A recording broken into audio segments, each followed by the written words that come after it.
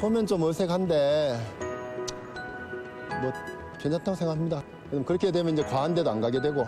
아무래도 청탁이 없어진 것 같고 청렴한 사회가 되기 위한 기름길이 된 것 같아요.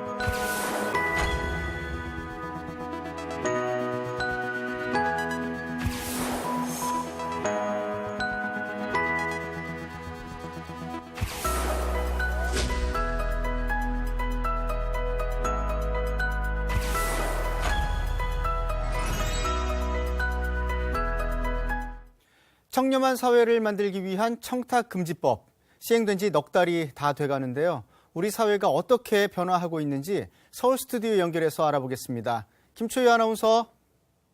네, 서울 스튜디오입니다. 말씀하신 대로 청탁금지법 시행 이후 더치페이 문화 확산과 도시락 회식 등 다양한 변화에 바람이 불고 있는데요. 어떻게 달라지고 있는지 최원호 경제정의실천 시민연합 정부개혁위원장과 이야기 나눠보겠습니다. 안녕하십니까? 안녕하세요. 네, 청탁금지법이 시행된 지 어느덧 4개월이 되어가는데요. 예. 그 먼저 청탁금지법의 주요 내용에 대해서 짚어주시죠. 청탁금지법의 제1조를 보면 예. 법의 목적이나 취지가 나와 있습니다. 예. 그 청탁금지법은 공직자 등에 대한 부정 청탁 및 공직자 등이 금품 등의 수수를 금지함으로써 예. 공직자의 공정한 직무 수행을 보장하고 예. 공공기관에 대한 국민의 신뢰를 확보하는 것을 목적으로 하고 있습니다. 예.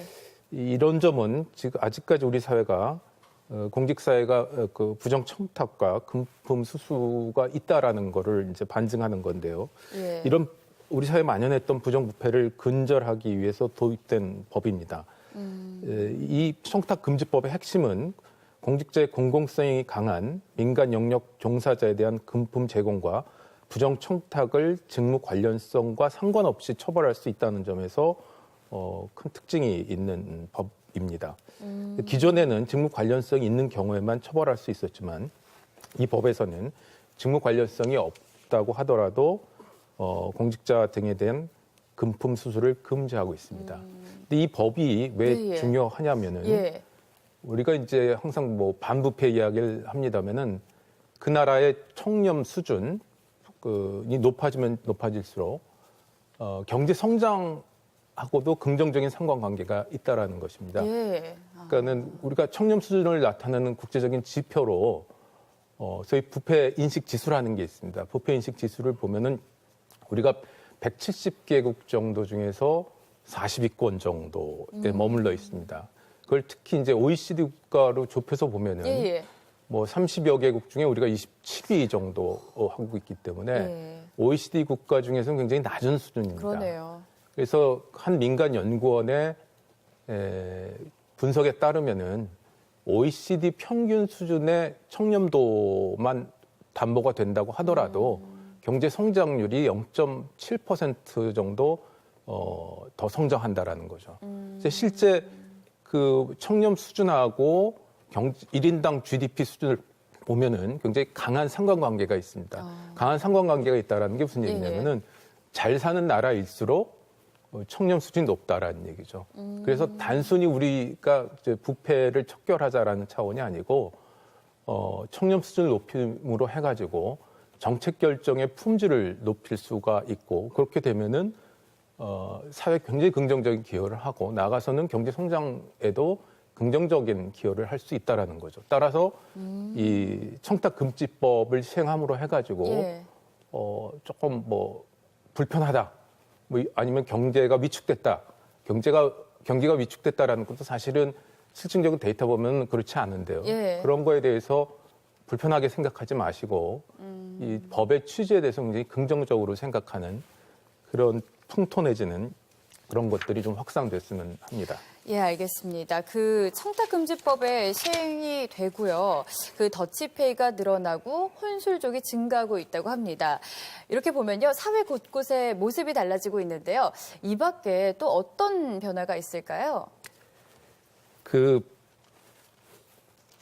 예, 지금 이제 그 문화가 달라지고 있다는 얘기를 많이 해요. 예. 청탁금지법에 대한 이야기를 하면서 문화가 많이 달라지고 있다고 하는데 어떤 변화가 있을까요? 지금 이 대상자가 적지 않습니다. 공직자라든지 공직유관단체. 저는 공직자가 아니고 사립학교에 있지만 교원도 대상자이기 때문에 많은 사람들이 그 배우자까지 포함되면 굉장히 많은 사람들이 이 법의 적용을 받습니다. 근데 이제 법 시행된 지 이제 한 4달 정도 돼가고 있는데 예. 이 법 시행 이후에는 뭐 사소한 일이라도 이게 청탁금지법에 저촉이 되는지를 늘 의식을 하고 예, 예. 실제로 저촉이 될 만한 행동은 이제 안 하게 되기 때문에 공직사회나 아니면 유관단체나 예. 아니면 이제 교원까지도 굉장히 폭넓게 이런 그 자기 검열 기준이라고 할까요? 자기 규제를 늘 하는 게 일정 부분 이제 생활 습관화됐다라고 볼 수가 있겠습니다. 예. 그러니까 해당 적용 대상들의 생활 습관도 바뀌었을 거고요. 그리고 또 며칠 있으면 곧 설날입니다. 이 청탁금지법이 시행이 되고 가장 이제 크게 맞는 명절이기도 하는데요. 그 명절을 준비하는 모습도 달라지고 있다고 들었는데요. 어떻습니까, 실제로? 일단은 그 구체적으로 법에 적촉이 되지 않더라도 예. 많은 분들, 심지어는 이제 적용 대상 외에 있는 분들까지도 이 청탁금지법에 대한 관심이 굉장히 높은 것 같아요. 예. 그래서 이제 선물들도 작은 걸 한다라든지, 그래서 오히려 고급 선물은 이제 매출이 준다든지 하지만은 그 법으로 허용한 한도 내에 그 선물 같은 경우에는 오히려 매출이 는다는 보도도 있고 하기 때문에. 예. 이런 것들이 우리 사회가 이제 그 선진 사회로 가는 과정에서 이제 바로 잡히는 그런 과정에 지금 있다라고 생각을 합니다. 그러니까 좀 경제적으로 소비를 줄이면서도 선물을 할 수 있는 방향으로 적은 금액의 선물 센트가 많아지고 있다고 그렇죠. 하셨는데 그 청탁금지법은 원활한 직무 수행을 위해서나 사회상규에 반하지 않는 금품 등은 예외로 인정하기도 하잖아요. 그 어떤 경우들인가요? 사회상규에 반하지 않는 금품 같은 거는 굉장히 좀 모호하기도 합니다. 예. 그래서 해석을 둘러싸고 논란도 있고 하는데요. 이를테면은 법 시행 초기에 이제 대학에서 학생이 이제 캔커피를 교수한테 줬는데 예전은 흔히 있을 수 있는 일입니다. 그렇죠. 강의실에 이제 뭐 칠판을 이렇게 닦아준다든지 뭐 강의하다 보면 이제 목도 마르니까는 물이나 뭐 음료수를 이제 예. 드릴 수가 있는데 이게 이제 사회상규에 반하지 않느냐 이런 논란이 있는데 이런 걸 가지고 이제 국민권익위원회에서 유권 해석을 하는데 처음에는 이제 안 된다라고 해석을 했는데 예. 이런 유권 해석은 이제 법 시행 초기 단계이기 때문에 아마 여러 차례 시행착오도 있고 이제 토론이나 논란 과정도 있을 겁니다. 그래서 그 유권 해석이 좀 바뀔 수도 있고요.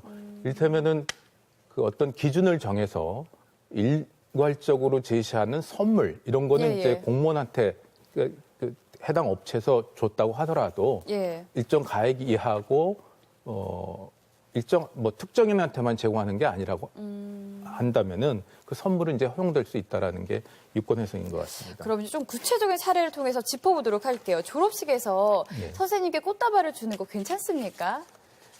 그건 이제 예외로 인정되는 부분일까요? 졸업식 같은 경우는 이미 이제 교사의 학생에 예. 대한 성적 평가가 종료된 이후가 되지 않겠습니까? 그러면 이제 꽃다발을 줬다고 하더라도 예. 그게 이제 이해 충돌이 될 수는 없죠. 졸업한 이후 학점도 다 나가고 한 후에. 아, 그렇네요. 그렇기 때문에 그 사회상규에 따라 허용되는 이제 금품에 해당될 수 있다라고 볼 수가 있겠습니다. 다시 말하면 이제 문제가 없다라는 거죠. 예. 그리고 또 아까도 말씀하셨지만 불특정 다수인에게 배포한 어떤 기념품 이런 건 괜찮은 거죠? 그렇죠. 예. 예. 그런 것도 예외로 인정되는 사례다 이렇게 말씀하셨는데 이 법을 두고요. 시행 초기에는 여러 가지 이제 해석이 있어서 혼란이 좀 있었습니다. 그래서 그 권익위가 합동 TF팀을 만들어서 여러 차례 회의를 가졌다고 합니다. 이 회의를 통해서 발표된 유권 해석 사례 어떤 것들이 있을까요? 말씀해 주시죠.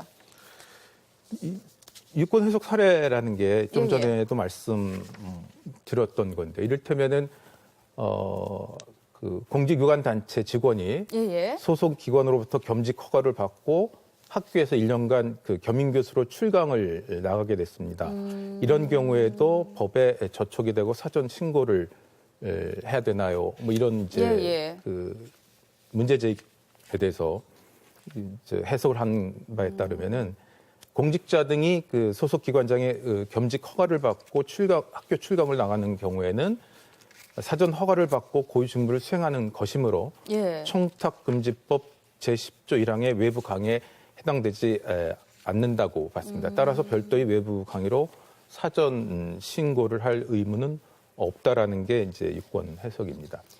예, 알겠습니다. 또 하나 현재는 식사 3만 원, 선물 5만 원, 경조사비 10만 원으로 금액 한도를 규정하고 있습니다. 근데 이를 두고 5510으로 개정해야 한다는 목소리가 있는데요. 식사 3만 원이 너무 적다는 이야기인 것도 같고요.